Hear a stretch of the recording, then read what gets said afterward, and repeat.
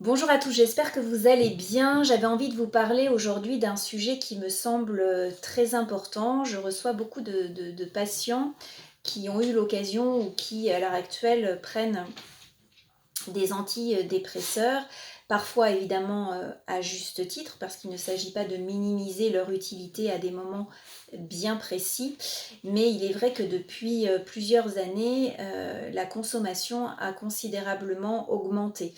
À peu près 10% de la population connaît en fait cette maladie mentale selon les derniers chiffres de Santé publique France.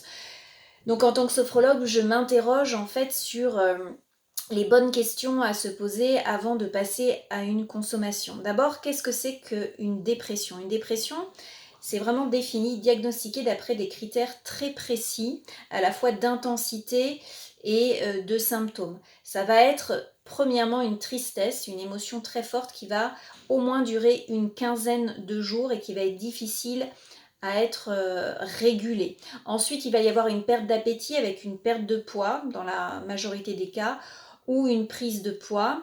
Également des insomnies, des troubles du sommeil qui se mettent en place sur une quinzaine de jours. On a de plus en plus du mal à dormir, on est plus irritable, il y a de la fatigue qui s'installe. Il y a également une perte d'intérêt pour des activités qui habituellement étaient attrayantes, synonymes de plaisir ou de mouvement.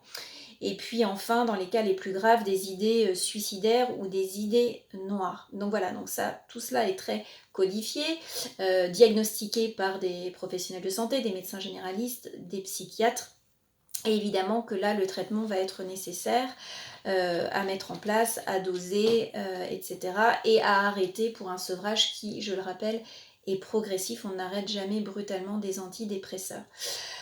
Mis à part voilà, ces cas précis, je suis convaincue que dans nos modes de vie, on peut agir sur plusieurs leviers pour évidemment se prémunir et éviter qu'il y ait des choses qui deviennent chroniques. Sachez que le premier médicament, notamment de la dépression, est le sport, l'activité sportive. À partir du moment où vous remettez le corps en mouvement, où vous bougez, vous produisez des endorphines et ce dès 30 minutes par exemple de marche active par jour. Donc c'est extrêmement important de se mettre à bouger. Vous allez produire des endorphines qui vont améliorer l'humeur, sachant que le sport également permet d'améliorer l'estime de soi et c'est un cercle vertueux qui va s'installer. Deuxième question à se poser, comment je dors? Est-ce que je dors suffisamment? Au moins 7 à 8 heures de sommeil par nuit? Est-ce que j'éteins mes écrans au moins 2 heures avant d'aller dormir pour éviter d'exciter mon cerveau?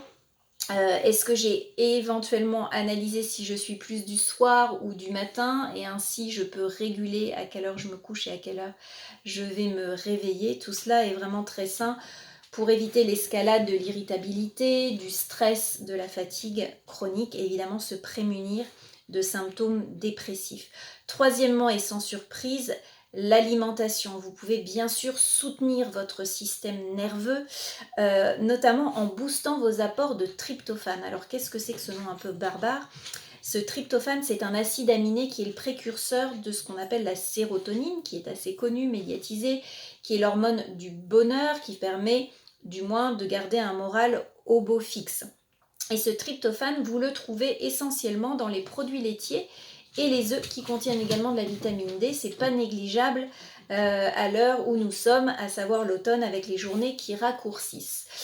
Pour les végétariens, ça sera plus dans les noix de cajou, les amandes, le riz complet, les bananes que vous trouverez du tryptophane. Voilà, donc ensuite, ce qui est important également, vraiment très important, et là, en sophrologie, on agit beaucoup sur la libération, l'expression des émotions. Est-ce que vous avez un lieu où vous pouvez libérer vos émotions? Ça veut dire quoi libérer ses émotions? Ça veut dire pouvoir s'autoriser à voir un petit peu ce qu'on ressent par rapport à des périodes qu'on vit. Également, est-ce qu'on peut mettre des mots, verbaliser? Alors tout cela, ça passe par plein de biais différents. Ça peut être la sophrologie, ça peut être un sport qui vous plaît, ça peut être de l'art, j'insiste vraiment sur la créativité, la peinture, le théâtre, le dessin, qui sont des lieux où on permet en fait de ne plus emmagasiner ce qu'on enfouit à l'intérieur de soi, qui permettent de s'exprimer également. Donc voilà, posez-vous la question, est-ce qu'il y a peut-être une activité que vous avez délaissée, que vous aimiez beaucoup? Ça peut être la danse, ça peut être dans l'expression corporelle, et la remettre au goût de jour peut être un très très bon moyen de prévenir le moral en berne et au-delà de ça vraiment la dépression. Et puis enfin, je finirai sur un point qui est très important également, à savoir les liens sociaux. Il y a beaucoup de gens dans notre société qui souffrent de solitude, qui s'isolent, et c'est un cercle vicieux pour le coup. Quels sont les liens que nous pouvons créer avec des communications les plus apaisantes, les plus chaleureuses possibles, que ce soit l'amitié, dans le cadre familial, ou si ce n'est pas le cas, eh bien peut-être dans du bénévolat, dans des choses qui ont du sens pour soi, qui font sens et qui sont un moteur au quotidien. Donc comment je peux créer du lien social? Il y a beaucoup d'associations où vous pouvez également vous adresser. Nous sommes des animaux sociaux et c'est prouvé par beaucoup d'études que tout ça améliore notre système immunitaire et permettent de prévenir la dépression, notamment à des moments critiques, autour de la cinquantaine, autour de la ménopause pour les femmes, et après 70 ans pour les personnes âgées. Voilà, donc posons les bonnes questions avant de consommer des antidépresseurs. Je vous laisserai méditer sur tout cela. N'hésitez pas à échanger peut-être en commentaire de cette vidéo. Je serai ravie de pouvoir vous répondre. À très bientôt. Merci, prenez soin de vous.